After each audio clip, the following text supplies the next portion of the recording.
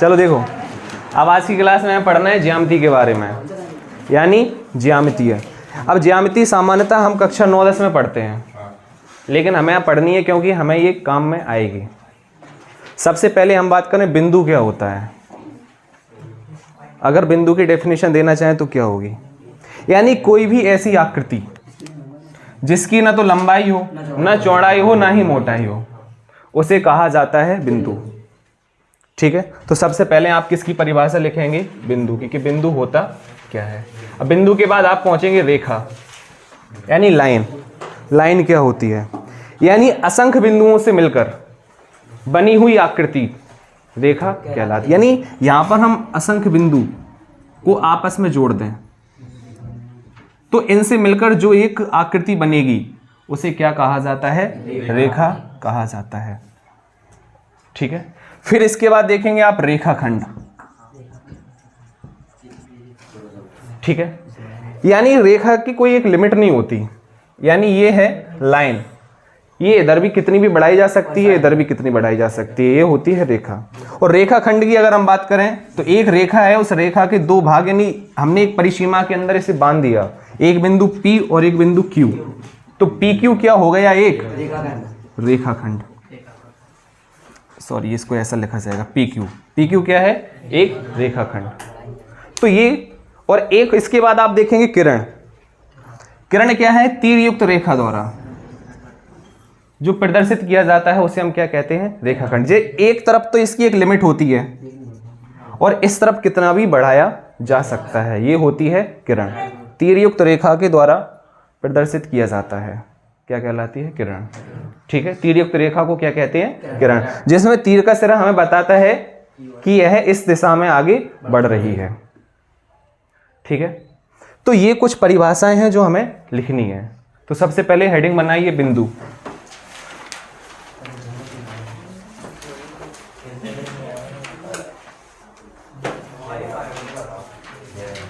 लिखिए,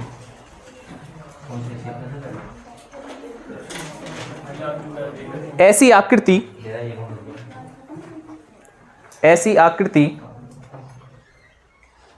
जिसकी न तो लंबाई होती है, न चौड़ाई होती है,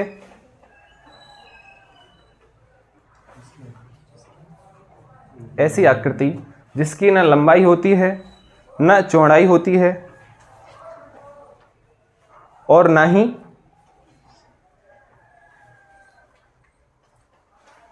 मोटाई होती है, बिंदु कहलाता है।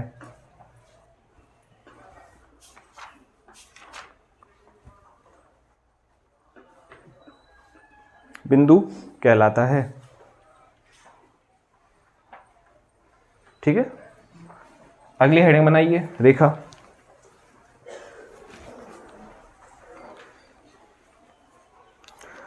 बिंदुओं का ऐसा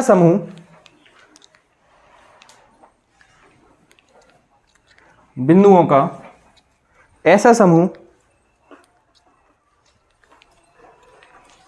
जिसमें सभी बिंदु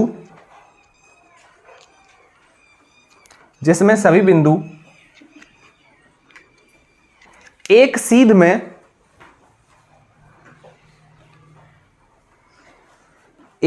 में एक दूसरे से सटे रहते हैं।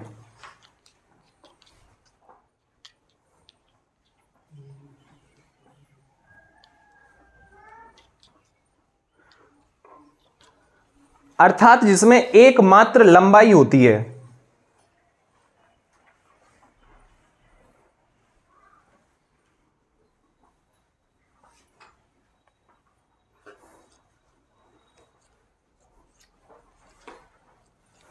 इसमें एकमात्र क्या होती है, लंबाई, जिसमें ना चौड़ाई होगी ना ऊंचाई होगी।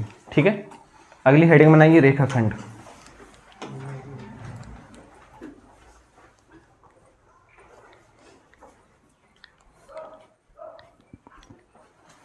लिखिए, दो बिंदुओं P और Q को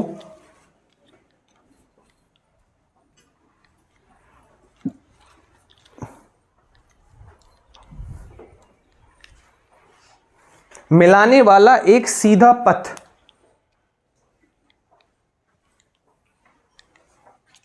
मिलाने वाला एक सीधा पथ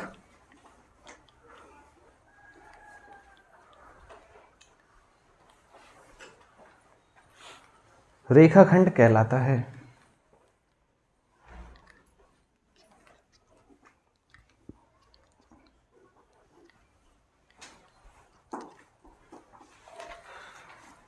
अगली हेडिंग बनाइए किरण।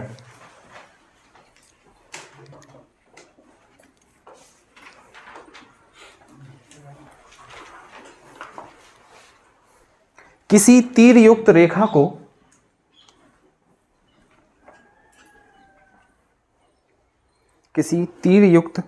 को किरण कहते हैं।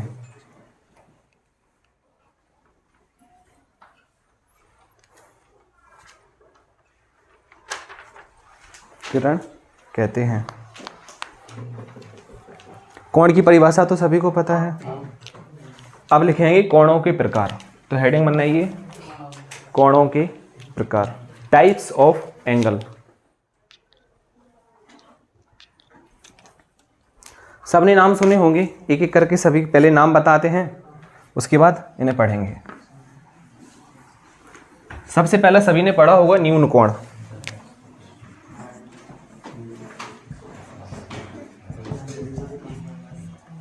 न्यून कोण, ठीक है। फिर समकोण,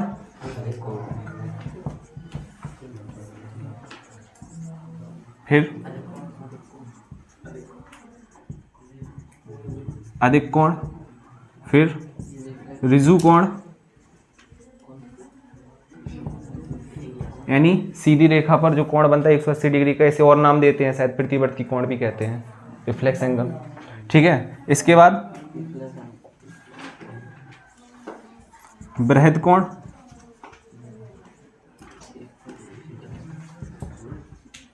और एक होता है पूर्ण कोण, कंप्लीट एंगल, ठीक है। तो ये नाम है, नाम लिखिए, फिर एक एक करके लिखेंगे।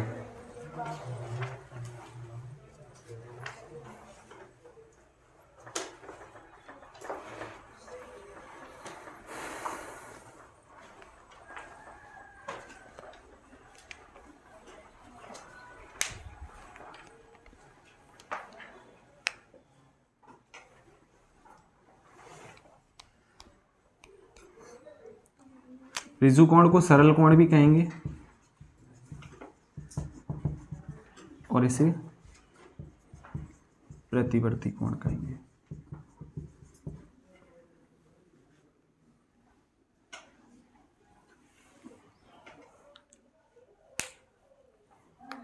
पता होंगे सभी को वैसे तो। सच बताना ईमानदारी से, किसे किसे नहीं पता, हाथ उठाओ।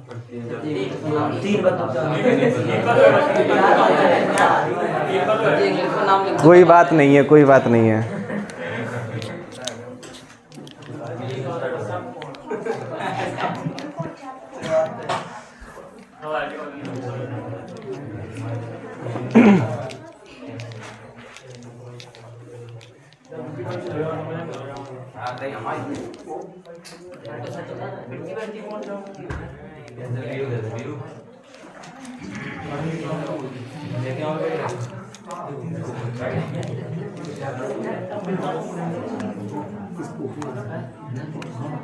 सच बताए ना ईमानदारी से, थ्योरी तो मैं बहुत अच्छे से पढ़नी चाहिए, चाहे मैथ हो या कोई भी सब्जेक्ट हो, उसकी थ्योरी बहुत अच्छे से पढ़ो। इट्स योर फॉल्ट, आगे चल के बड़ी दिक्कत आएगी, जई चीज़ तुम्हें फिर पढ़नी है। इस वजह से हम सबसे पहले यही कहते हैं कि बुक पढ़िए और बुक की थ्योरी बहुत अच्छे से पढ़िए, ठीक है। हेडिंग बनाइए पहली न्यून कोण।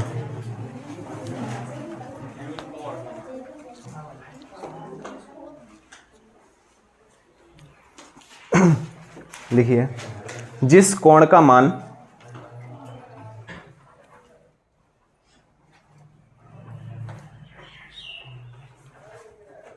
जीरो डिग्री से बड़ा, 0 डिग्री से बड़ा तथा 90 डिग्री से छोटा होता है, 0 डिग्री से बड़ा तथा 90 डिग्री से छोटा होता है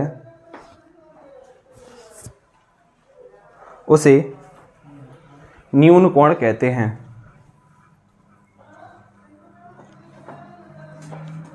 उसे न्यून कोण कहते हैं। जैसे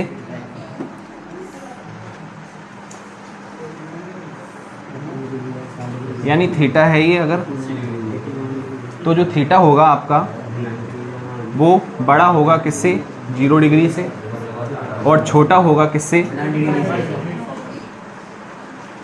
90 डिग्री से। तो ये कंडीशन है किसकी, न्यून कोण। क्या ये जो थीटा है ये बड़ा है किससे, 0 डिग्री से, और छोटा है किससे, 90 डिग्री से। ठीक है।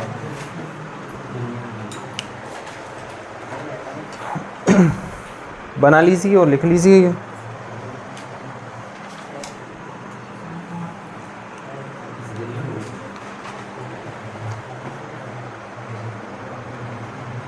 क्योंकि इसकी पड़ेगी अपनों को ज़रूरत, इस वजह से मैं तुम्हें ये चीज़ बता रहा हूँ, है ना। अगली हेडिंग बनाइए समकोण।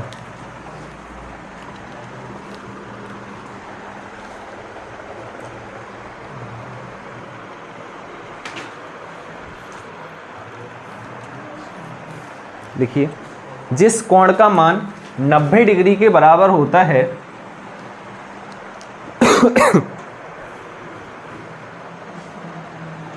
जिस कोण का मान 90 डिग्री के बराबर होता है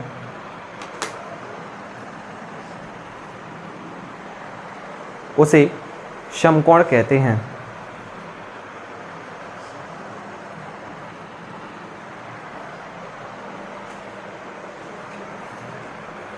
उसे समकोण कहते हैं। जैसे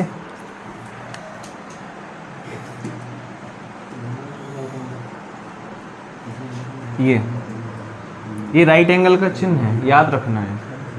ये जो चिन्ह है ना, ये राइट एंगल का है। यहाँ पे जो थीटा है वो कितने डिग्री होता है, 90 डिग्री। तो यहाँ पे हम लिखेंगे थीटा बराबर 90 डिग्री।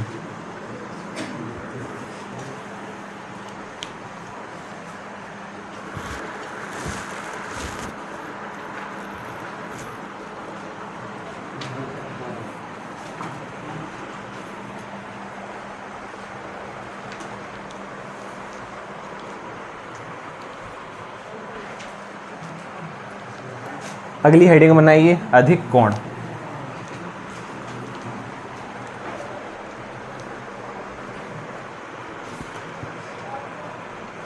लिखिए, वह कोण जिसका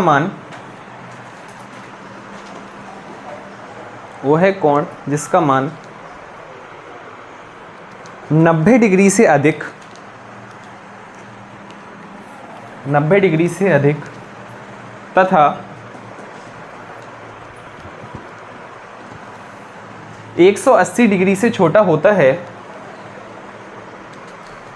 180 डिग्री से छोटा होता है, उसे हम अधिक कोण कहते हैं।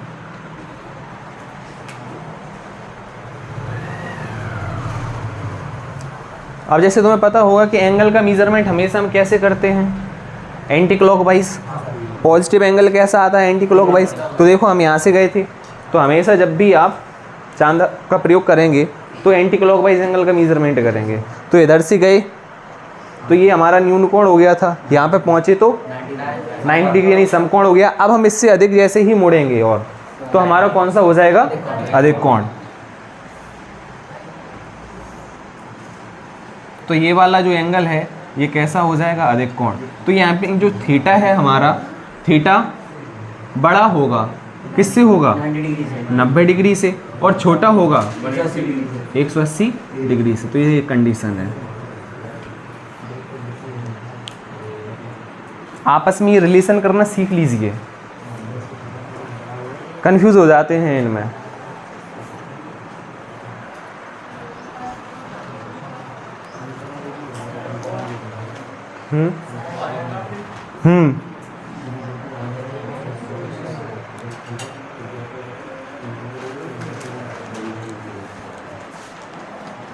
अगली हेडिंग बना लो ऋजु कोण।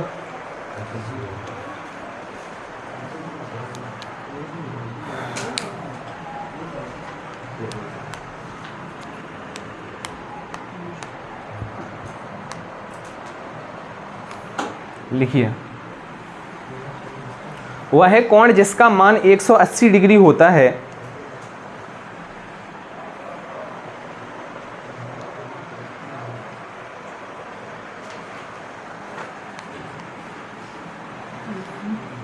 वह है कोण जिसका मान 180 डिग्री होता है, सरल कोण या ऋजु कोण कहलाता है।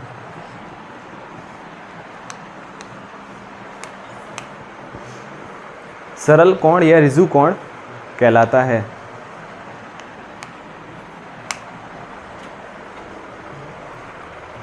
यानी सीधी रेखा पर जो कोण बनेगा स्ट्रेट लाइन पे, वो क्या कहलाएगा? ऋजु कोण। यानी यहाँ पर ये वाला जो एंगल बनेगा इस बिंदु पर, तो वो क्या कहलाएगा? ऋजु कोण। यानी थीटा कितना होगा? 180 डिग्री। ठीक है।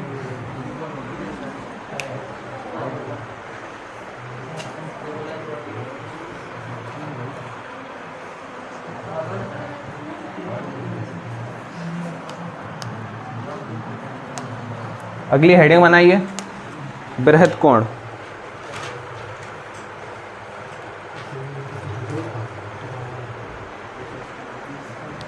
लिखिए, जिस कोण का मान 180 डिग्री से अधिक, जिस कोण का मान 180 डिग्री से अधिक तथा 360 डिग्री से कम होता है,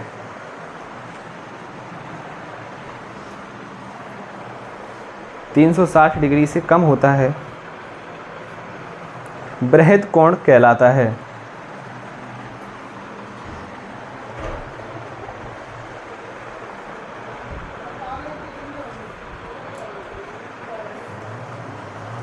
यानी इसकी कंडीशन क्या होगी?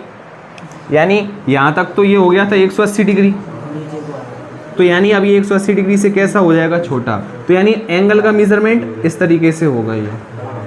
ठीक है। तो ये हो गया हमारा थीटा। यहाँ पे जो थीटा है वो बड़ा है किससे? 180 डिग्री से, और छोटा है किससे? 360 डिग्री से। तो ये है इसकी कंडीशन।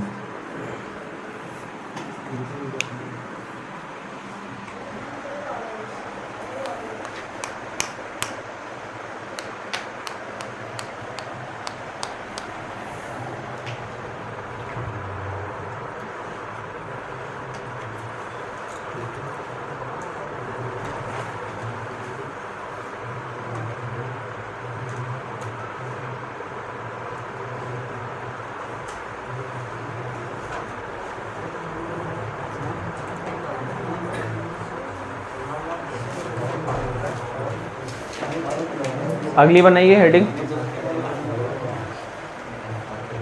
पूर्ण कोण या कंप्लीट एंगल। तो इसकी परिभाषा लिखेंगे तो लिखिए, वह कोण जिसका मान 360 डिग्री होता है।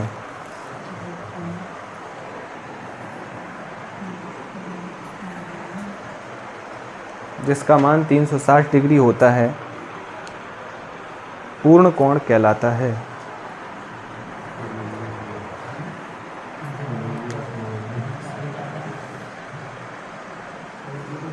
यानी वापस घूमकर कोई रेखा यहाँ से घूमकर वापस कहाँ आ गई?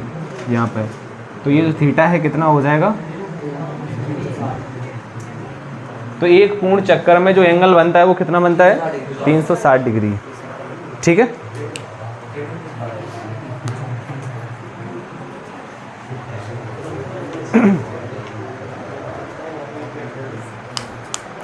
तो ये तो थे कुछ कोणों के प्रकार। आप पढ़ना है हमें त्रिभुज। तो हेडिंग बनाइए त्रिभुज एवं इसके प्रकार।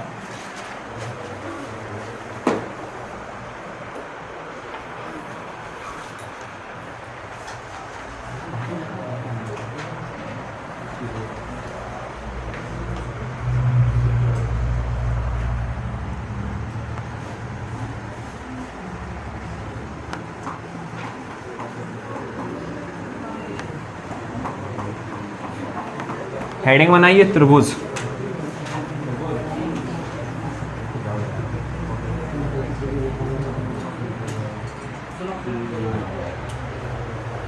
लिखिए 3 रेखाखंडों से, त्रिभुज हेडिंग बना के लिखिए 3 रेखाखंडों से घिरी हुई,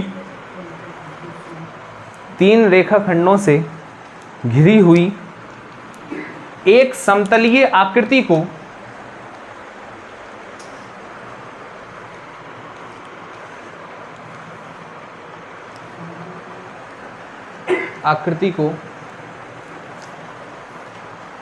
त्रिभुज कहते हैं।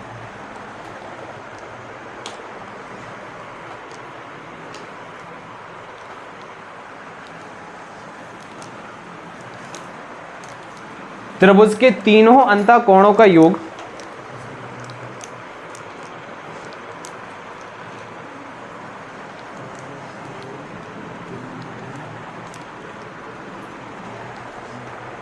त्रिभुज के तीनों अंतःकोणों का योग 180 डिग्री होता है। It's very very important condition.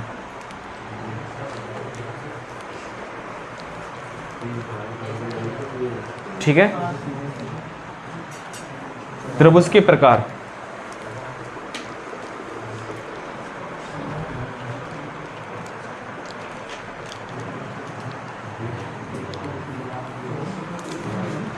पहला समबाहु त्रिभुज।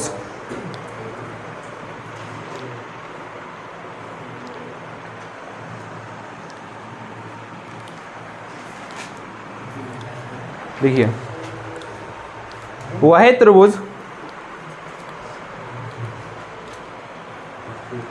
जिसकी सभी भुजाएं समान होती हैं,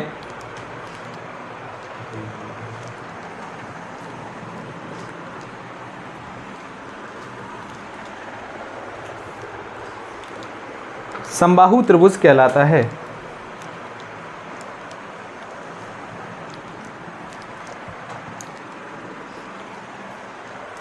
समबाहु त्रिभुज के प्रत्येक कोण का मान कितना होता है? 60 डिग्री। समबाहु त्रिभुज के प्रत्येक कोण का मान 60 डिग्री होता है।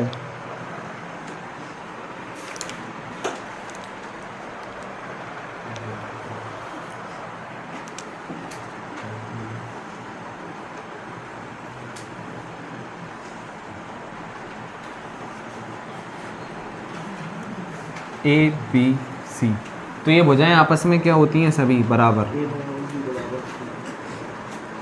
यानी तीनों भुजाएं आपस में क्या रहेंगी? बराबर। ठीक है, तो यानी एंगल भी क्या रहते हैं? आपस में बराबर। ठीक है, यानी ये भी 60 डिग्री, ये भी 60 डिग्री, ये भी 60 डिग्री।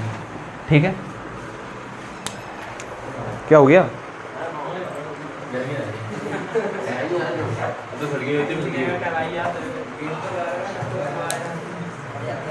असल तो फिर तुम्हें तो एसी की जरूरत है। हैं?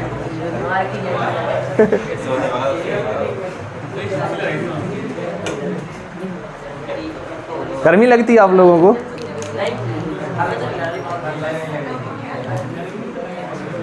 हाँ, अब गर्मी पड़ेगी तो गर्मी लगेगी, नहीं तो क्या होगा? ठंड लगेगी। अगला बनाइए समद्विबाहु त्रिभुज। समद्विबाहु त्रिभुज, सम माने समान, बाहु माने भुजाएं, जिसकी भुजाएं समान थी वो समबाहु था। अब समद्विबाहु यानी सम माने समान, द्वि माने दो, बाहु माने भुजाएं, जैसा त्रिभुज जिसकी दो भुजाएं समान होती हैं समद्विबाहु त्रिभुज कहलाता है।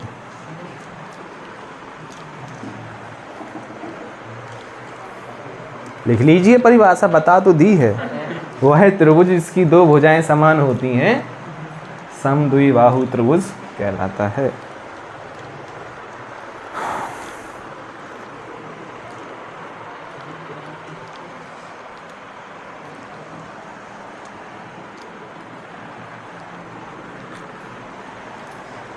इसके बाद इसमें एक और चीज़ लिखनी है, सम्मुख भुजाओं के समान भुजाओं के सम्मुख कोण भी बराबर होते हैं। समान भुजाओं के सम्मुख कोण भी बराबर होते हैं। इस कंडीशन का भी हम यूज़ करेंगे एक आध जगह कम से कम। जैसे हम अगर एक त्रिभुज ड्रॉ करें,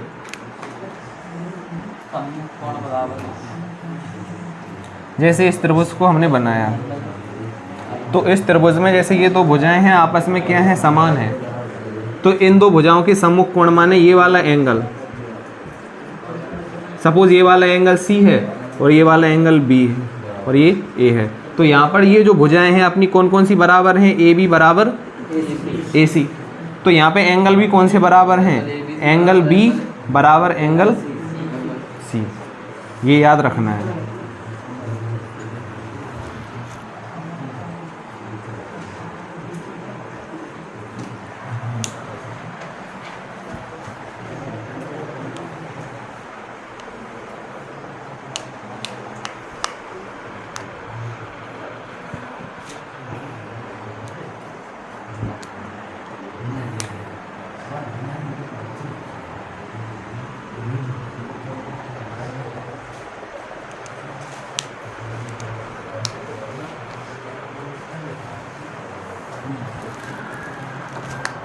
अगली हेडिंग बनाइए विषमबाहु त्रिभुज।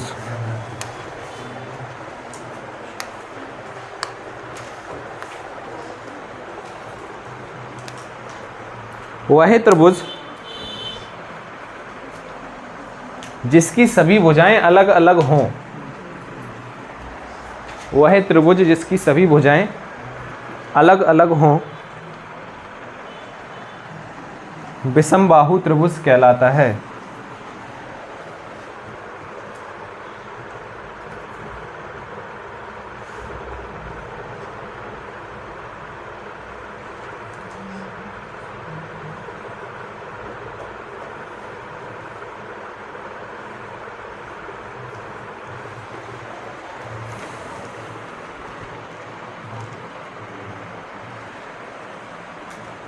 विषमबाहु त्रिभुज कहलाता है। नोट करके कुछ पॉइंट लिखे जाएं। नोट बनाइए और पहला पॉइंट लिखिए। समकोण त्रिभुज में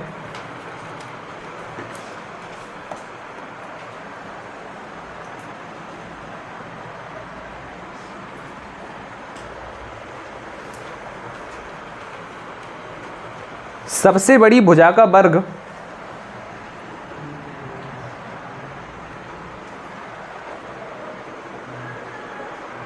समकोण त्रिभुज में सबसे बड़ी भुजा का वर्ग अन्य दो भुजाओं के वर्गों के योगफल के बराबर होता है।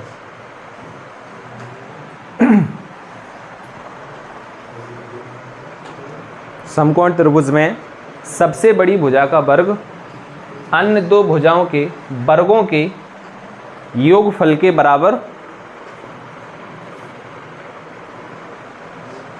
होता है। यानी जो समकोण त्रिभुज होता है, समकोण त्रिभुज में सबसे बड़ी भुजा क्या कहलाती है, कर्ण। और बाकी की दो भुजाओं को हम लंब और आधार कहते हैं। ठीक है, तो यानी इसका मतलब है जो कर्ण का वर्ग है वो बराबर होता है लंब का वर्ग प्लस आधार का वर्ग। तो ये बात लिखी जाए, कर्ण का वर्ग बराबर लंब का वर्ग प्लस आधार का वर्ग। इसी को कौन सी प्रमेय कहा जाता है, पाइथागोरस प्रमेय।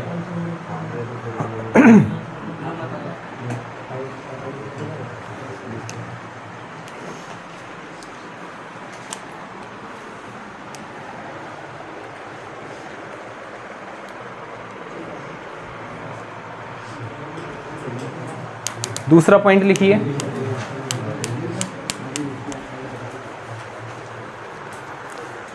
त्रिभुज की एक भुजा को आगे बढ़ाने पर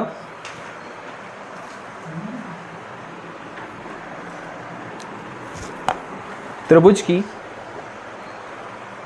एक भुजा को आगे बढ़ाने पर बनने वाला बहिष्कोण, बनने वाला बहिष्कोण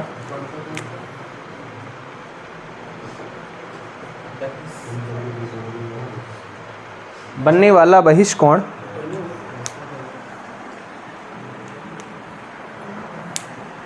बनने वाला बहिष्कोण दो सम्मुख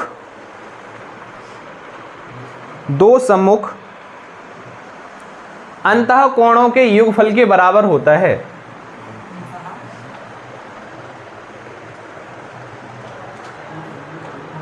दो सम्मुख अंतःकोणों के योगफल के बराबर होता है। चलिए समझिए इसे।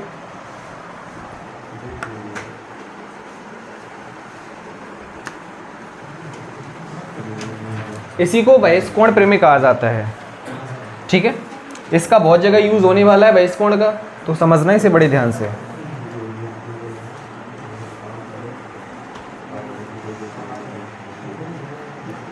ये एंगल ए है, एंगल बी और एंगल सी। ठीक है, हमने इस भुजा को, इसको नाम दे दो ए बी सी। हमने इस भुजा को आगे बढ़ाया, बी सी को आगे बढ़ाया, तो यहाँ पे एक कोण बना, ये वाला, इसको कहा जाता है बहिष्कोण। तो ये इस वाले एंगल को हमने मान लिया अल्फा, सपोज कितना मान लिया अल्फा। हमने इस वाली को आगे बढ़ाया, इसको मान लिया हमने बीटा। ठीक है, हमने इसको आगे बढ़ाया, इसको मान लिया हमने गामा। तो हम यहाँ से जो बताना चाह रहे वो है कि ये जो अल्फा है वो जो बहिष्कोण है सम्मुख अंतःकोण। अब बहिष्कोण किस भुजा का है? इस BC का। तो इस जो C के साथ जो इसके सम्मुख कोण होंगे A और B, उनके योगफल के क्या होगा? बराबर। यानी एंगल अल्फा बराबर angle A plus angle B। अगर हम बात करें बीटा की, तो बीटा बराबर angle B plus angle C। और अगर हम गामा की बात करें तो angle A plus angle C।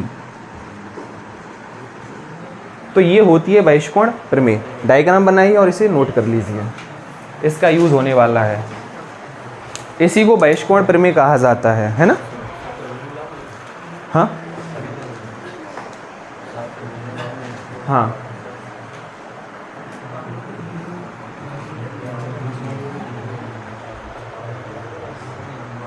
सभी प्रकार के त्रिभुज के लिए लागू है ये।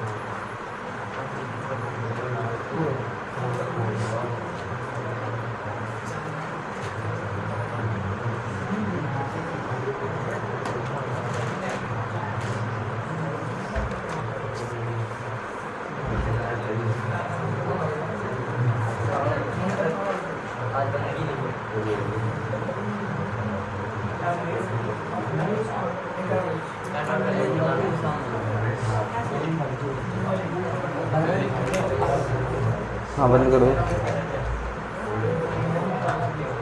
कुछ अन्य कोण, हेडिंग बनाइए, कुछ अन्य कोण।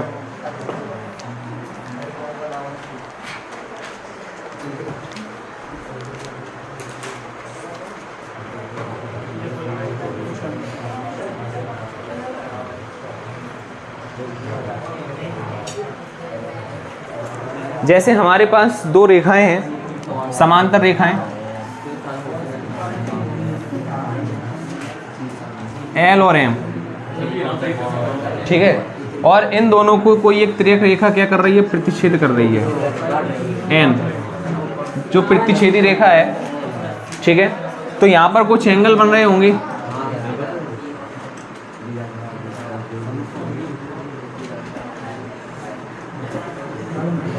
नामकरण कर देते हैं, 1 2 3 4 5 6 7 8, ठीक है। तो ये जो दो तिर्यक रेखाएं हैं, दो समांतर रेखाएं हैं, इनको ये कोई तिर्यक रेखा एन क्या कर रही है, प्रतिच्छेद कर रही है। अब हमें क्या है कि इसमें एंगल्स आपस में क्या होते हैं, बराबर होते हैं। यहाँ पे कौन कौन से एंगल आएंगे हमारे, तो सबसे पहले हमारा आएगा संगत कोण,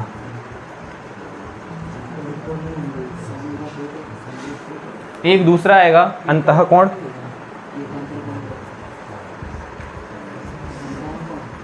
एक आएगा अंतः कोण, सॉरी एकांतर कोण,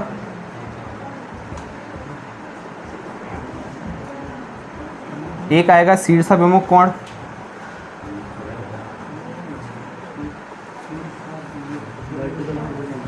बनाइए डायग्राम बनाइए और ये हेडिंग बनाइए, एक एक करके इनकी हेडिंग बनवाते हैं, नाम लिखिए।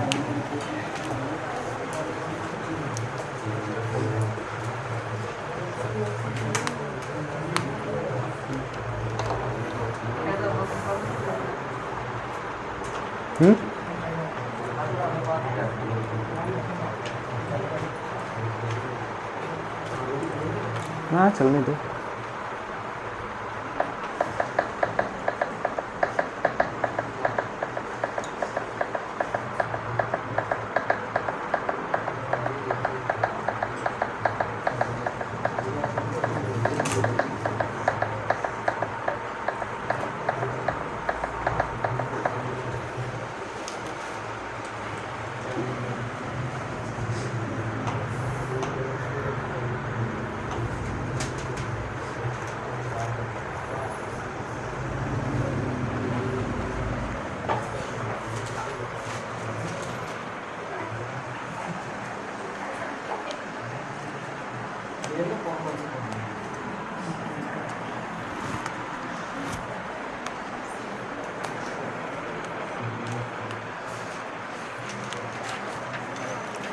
पहली हेडिंग बना लीजिए संगत कोण।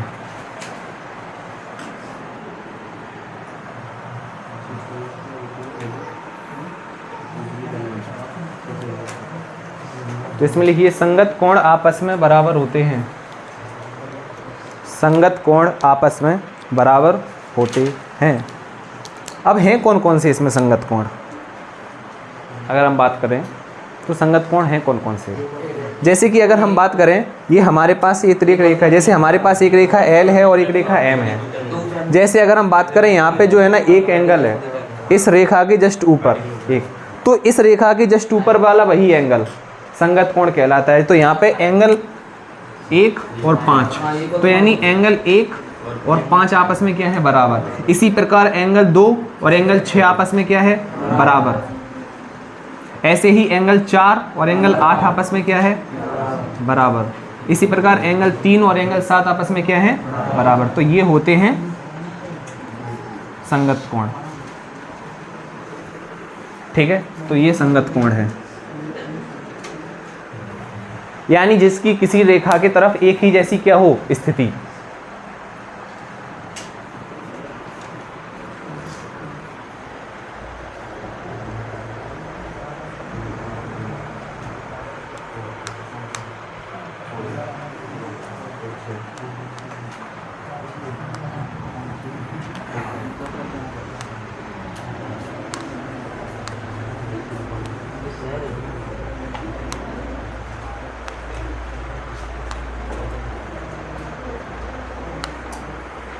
हेडिंग बनाइए नेक्स्ट अंतः कोण।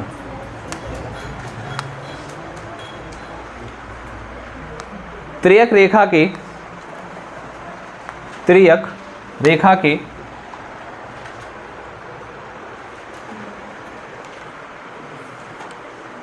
एक ही ओर के त्रियक रेखा के एक ही ओर के कोणों को अंतः कोण कहते हैं।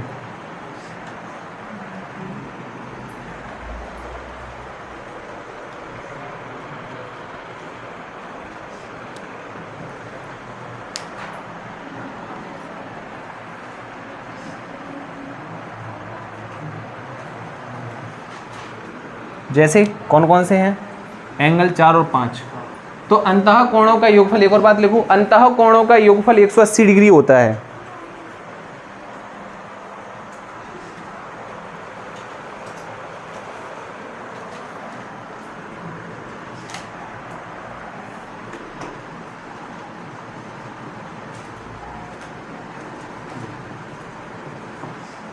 जैसे देखो एंगल 4 और 5, एंगल 4 और 5 ये दोनों हैं एक ही रेखा के, तो ये दोनों आपस में जोड़ दिए जाएंगे तो एंगल कितना है? 80। ऐसे ही 3 और 6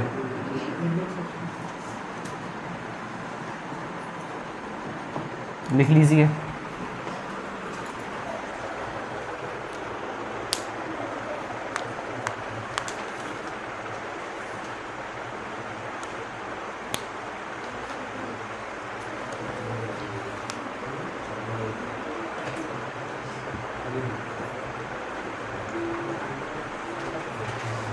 अगली हेडिंग बनाइए एकांतर कोण।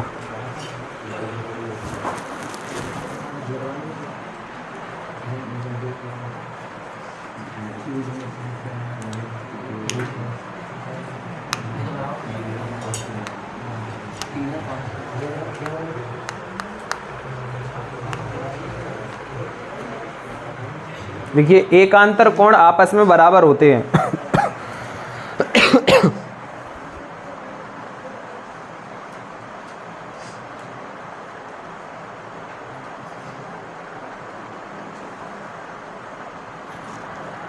कौन कौन से हैं एकांतर कोण? जहां पर जेड बन जाए, सीधा सिंपल याद रखने के लिए क्या है? जेड। जैसे कि देखो इसमें ये गए हम तो 1 3 मिला, और यहाँ पर जब हम वापस गए यहाँ पे तो क्या मिला? 5। तो यानी एंगल 3 और 5 ये एकांतर कोण हो गए। जेड हमें सीधा नहीं देखना, उल्टा भी जेड हो सकता है। देखिए ये 4 मिला तो यानी एंगल 4, और एंगल 4 के साथ कौन है? 6। तो एंगल 3 और 5 और एंगल 4 और 6।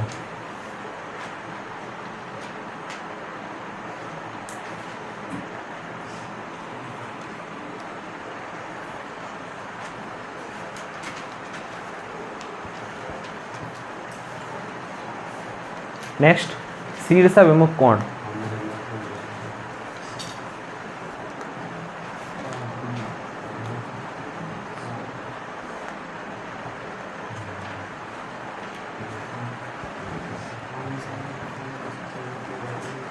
शीर्ष विमुख कोण आपस में बराबर होते हैं।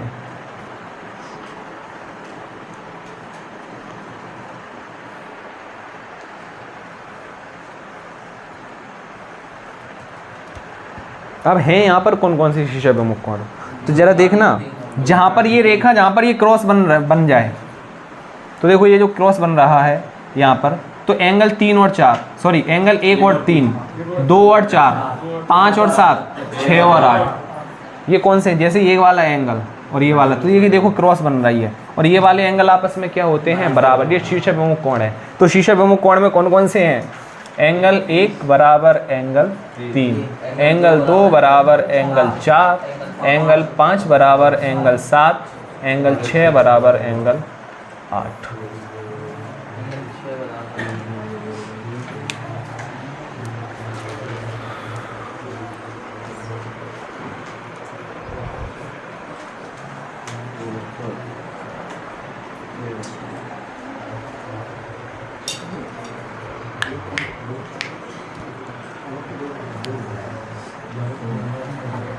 तो ये कुछ हमारी ज्योमेट्री के टॉपिक्स थे। 2 टॉपिक और रह गए हैं आपकी ज्योमेट्री में, एक तो समरूपता और एक सर्वांग समता। एक समरूपता और एक सर्वांग समता, जो कि आपको पढ़ाई जाएगी कल की क्लास में, ठीक है।